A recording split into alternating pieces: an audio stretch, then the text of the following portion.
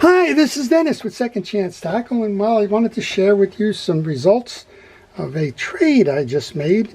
I traded some of my reel repair services for a group of reels that a customer no longer uses.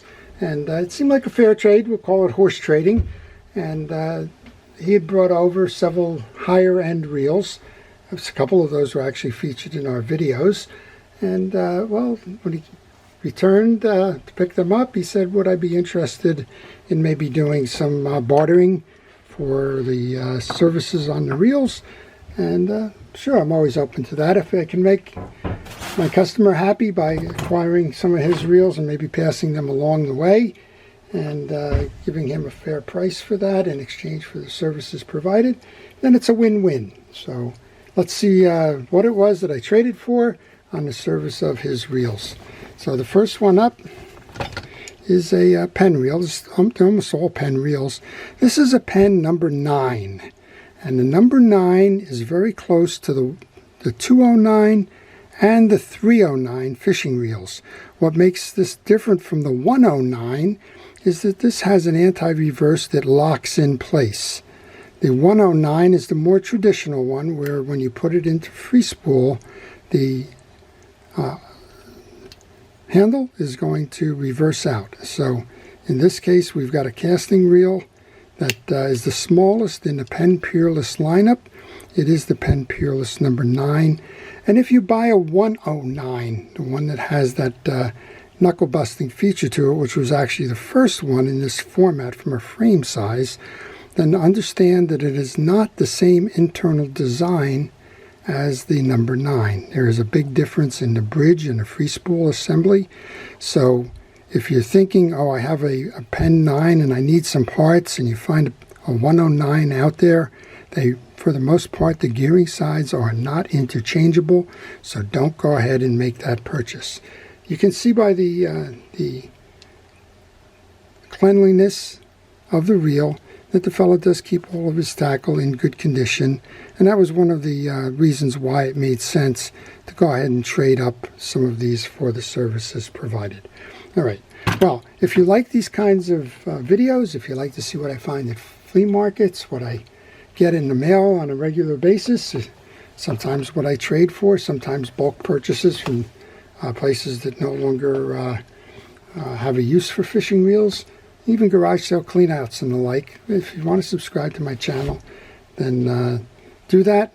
That will help you to know when I'm posting these videos, and it'll help both you and me in the followings and in the video views and the like. Well, here's a pen. This is a Pen Squitter 145, which it is not.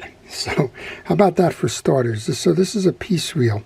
The 145 is actually the smaller frame on it, and I don't think, well, there's another one in here, we'll check.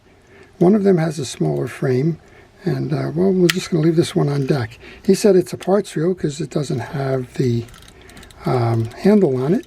It also has a bent frame bar, but other than that, it's a 145, which would be an intermediate size Pen Squitter. Well, let's see what else we have in here. Let's see if I can find the other one. I know there's another one in here. There you go.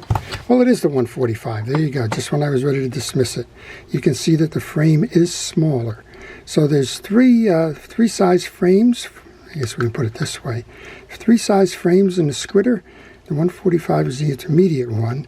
Think of it as the Surfmaster 200, the Surfmaster 150, and the Surfmaster 100.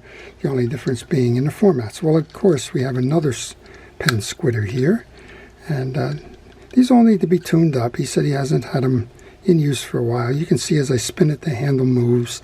That shouldn't be as well. But we'll clean these up, and we're going to put these up for sale. And by the way, if any of you see any reels in here that you might like to purchase, they are going to be resold. So let me know and send me an email to my email address. It's on the business card in the end.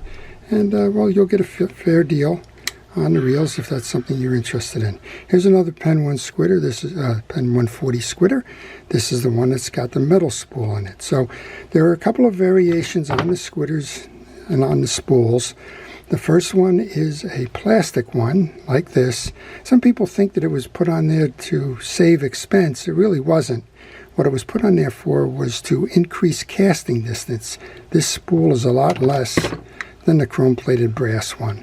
So there's advantages and disadvantages to both. If you were using it in the surf, you probably wanted to use this to get extra yards. If you're fighting heavy fish, if you were using at the time monofilament line, you would want the metal spool because it's less subject to warping, and it certainly doesn't crack like the plastic ones do. All right, we have another in the Peerless, and this is another pen, number 9. This one shows a little bit more wear than the other one. It was probably his daily driver. And these are used along the eastern coast as inshore or bay or estuary kind of fishing reels.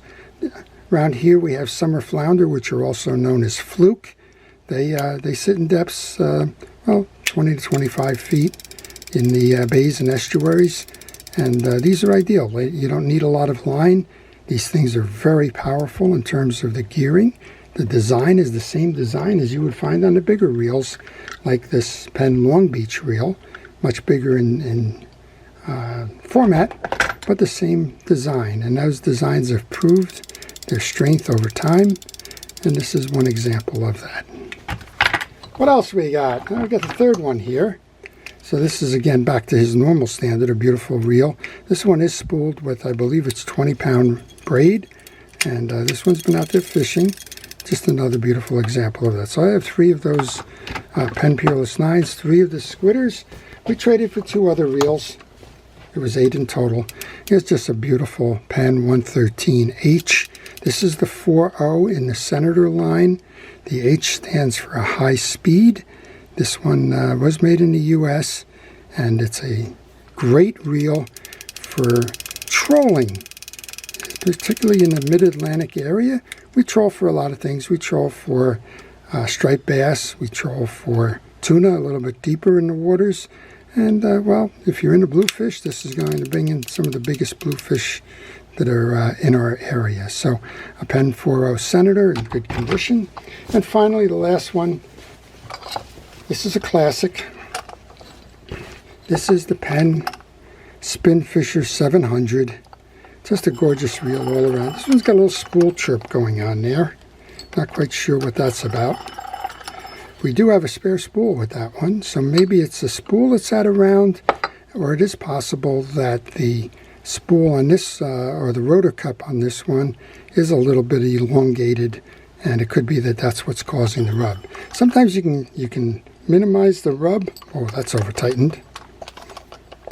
By just shifting the position of that spool a little bit. It's kind of weird like that, and it didn't do it on this one. But this is a spiral drive gear Spinfisher. It's a beautiful reel all around. This one's got a lot of the original coloring left on it. Some wear on the rotor cup, and that's right where your pole would be resting against the pier wall, wouldn't it? So a little bit of corrosion, or at least kind of wear that could be cleaned up over time, but a nice reel overall. So I picked up 8 reels. They're all Penn reels. They're all in good condition, and as I mentioned, the ones that need a little service, I'm going to go ahead and service those. There are a couple of these that I probably put right up for sale, and well, we'll see what it brings. I think at the end of the day, when I sell these, I will recapture my cost to service the reels, and again, I will have made my customer happy by giving him a break where he didn't have to put out some money out of his pocket, and more importantly, that it helps him to thin down the reel population that he has, if you will. So I hope you've enjoyed that. Just understand, if you're in the reel repair business, sometimes that's the best way to do things. Yeah, it might be inconvenient, might be a little hard on you in terms of just kind of cash flow and the like, but from time to time, it's mutually beneficial, and it's something fun to do. Well, I hope you've enjoyed that. Before I leave, I want to thank our first responders, our police, fire, safety, and rescue, everybody who's involved in keeping us out of harm's way. I really do appreciate your dedication to task, what you do on a daily basis, and most importantly, your career choice and day-to-day actions and activities. Before I go, I want to thank you, the viewers, for making this channel what it is. I appreciate your comments, and if you like this video, please like it, And I want to wish everybody a great day. This is Dennis with Second Chance Tackle.